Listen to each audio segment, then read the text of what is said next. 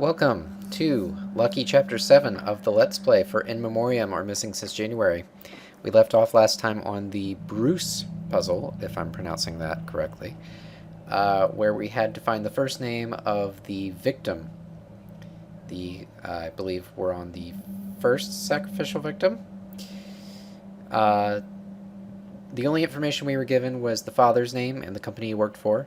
And the solution this one, I don't think we got it exactly how the game intended us for us to get it, but that's fine. The game's 10 years old. Some things aren't going to work the way they should. We still got it. In this case, it was from SS Neoman, who has been great at presenting theories and getting involved. In this case, he found the solution from the company websites, their email database. He managed to bypass the username password login just by using Google. In this case, it was a condolence note for the father's son, Gianni. So we punched that in, and that was the correct solution. Thank you.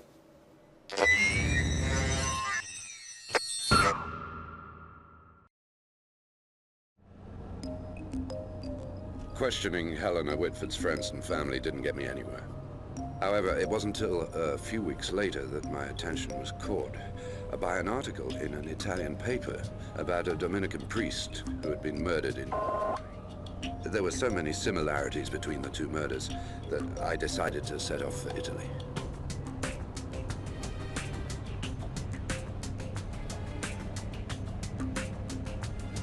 Karen met up with me in Turin. That was when I realized just how much I'd missed her.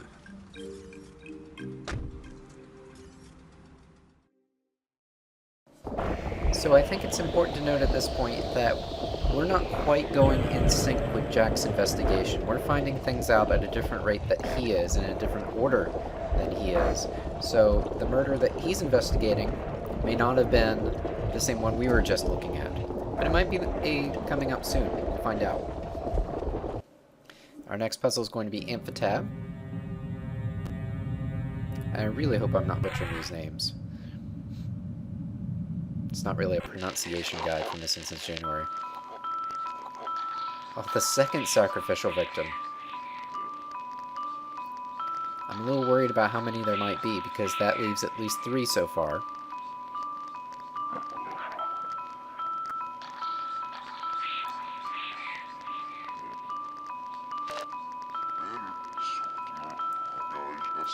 Okay, now all of the puzzles that we're going to be looking at right now have some sort of internet component, and normally I would toss as many of those as I could to you guys, but if I did for every one of them, then we'd have like 10 2-minute installments.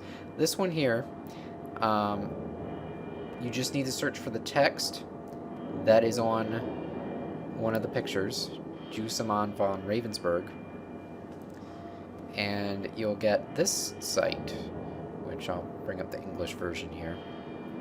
Hidden Treasures of Genoa's Churches. And you can kind of click through these, but the important one here is number 2, which that's one of the pictures we got. And there's the text. So you can see the church was built in 658. Now the reason I didn't toss this one to you guys, because that's not entirely how you solve it. There's another step here. You can't just move those wheels on your own and come up with 658. Instead, what you have to do is you move these... Here, I'll move the pictures out of the way here so you can see it better. You move these pills on the screen, and bugs come out. And bugs will eat the pills. And depending on the color combination you give it... Oh, and you can scare it off if you touch it. And depending on the color combination that you give it, it'll move different wheels. So in this case, I'm going to try to get him to move the left one here. So I'm going to give the left, or the yellow and the blue pills. Let's see if I can get her to stop at 6. It's a little early there.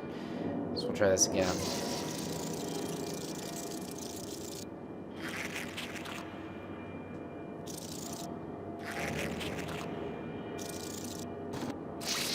Six, there we go. Next up we have, let's do the middle one. That's going to be green.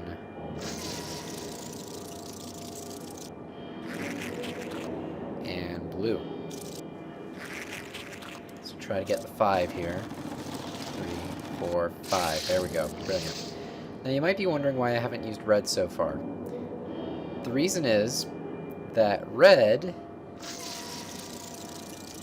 if I place it here and it eats it, kills the bug.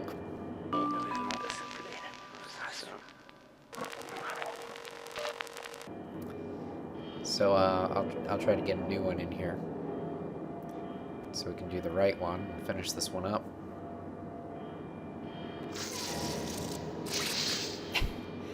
But now the bugs are scared of me. Clearly I didn't think this part through very well. So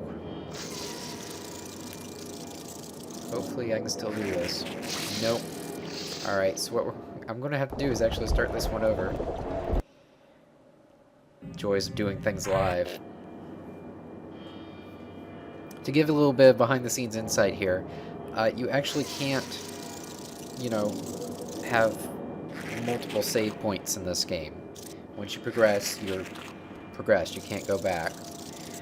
So what I have to do is I actually have a test account that I also use just to make sure everything works okay.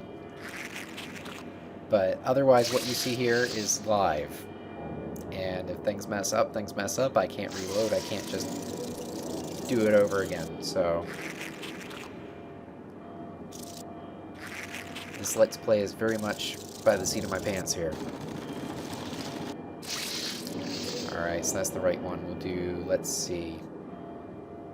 I think we're going to do the middle one here next. It's green, blue.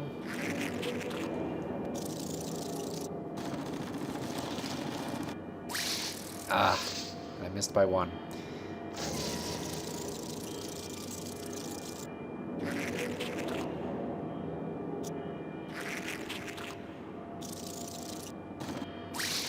I do think it's interesting how they designed the bugs in this game to look basically as gross and disgusting as you can possibly come up with. You don't want to interact with these bugs, but you have to in order to hit the solutions, which hopefully we're right about to do now. There we go. And that's the solution for AMPHATAB.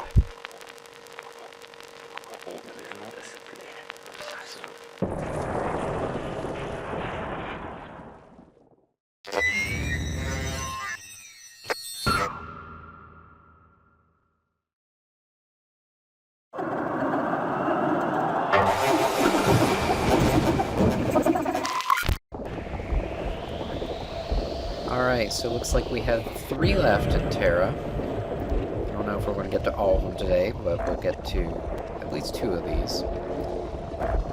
Next up, let's do ARON. This one's going to be a short one for us.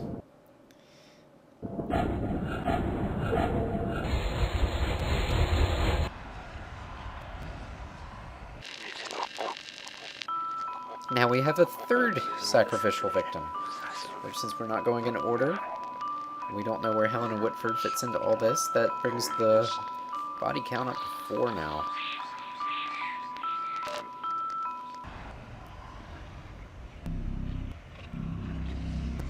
Alright, so the goal here is I need to uncover letters here on the screen, but I can't allow the razor to touch any of the stars. If it touches any of the stars, then it's deleted and the letters relocate. You can see here, if I go over it, it's OESPG. Which, that's not the solution. That's the key to the solution.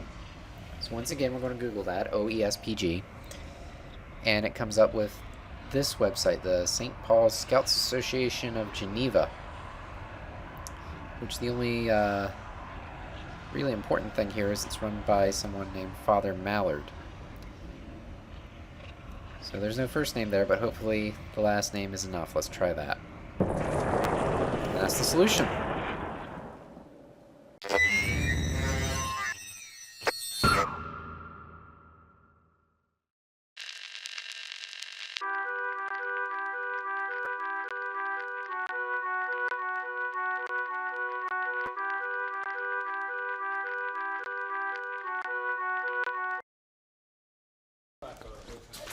I phoned up the journalist working for the local paper. who agreed to take us to the church in the old part of town, which is where the murder had been committed. The victim had been found in the monastery's cellar with his throat slit. Once again, esoteric symbols had been left on the body, along with the words Sol Invictus, written in blood. The journalist told us that the victim had been suspected of belonging to a fundamentalist movement. She called one of her colleagues, who'd had more involvement in the case. He agreed to meet us in Rome 2 days later.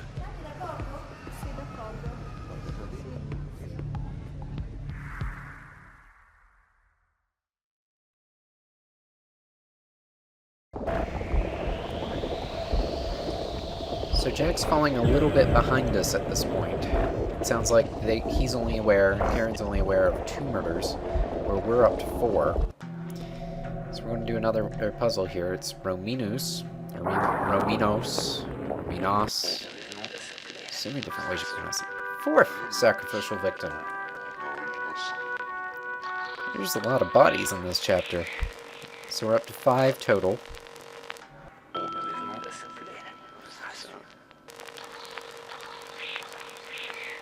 So the clue for this one is 6 steps. So what it means is that you need to go through 6 circles between the 2 red ones. The trick is that there's only 1 in each cluster that it will accept. So you just have to kind of trial and error this. Jose. Gave us a clue there, Jose. Hopefully it gives us more than that, because there's a lot of Joses in the world. Managed to get this up to 4.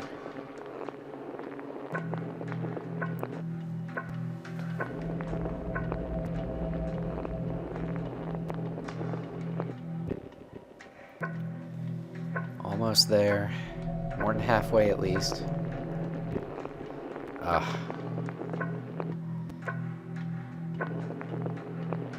Jose, I know it's Jose. Just need 1 more and then we got it.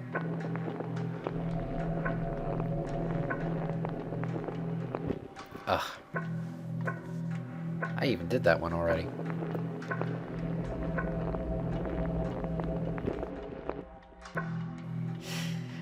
I'm really obsessed with that top one there. Let's try that one again. Maybe even select a different one this time.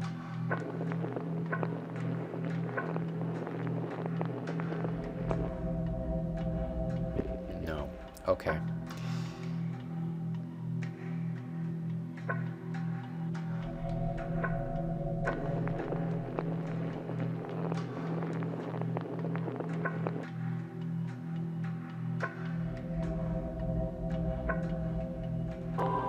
Cortado. There we go. Jose Cortado. We have a picture now. It's looking for 2 words. One is 5 letters. One is 6. Jose Cortado. And we're running a little short on time now, so I think this is a good point to leave it on. So there's our clues for this chapter. Jose Cortado and this picture with 2 words. No new emails yet. I'll post any that come in post-recording as per usual. But that's going to be it for today. So good luck, good hunting, and we'll see what solutions you all have next time. Thanks for watching.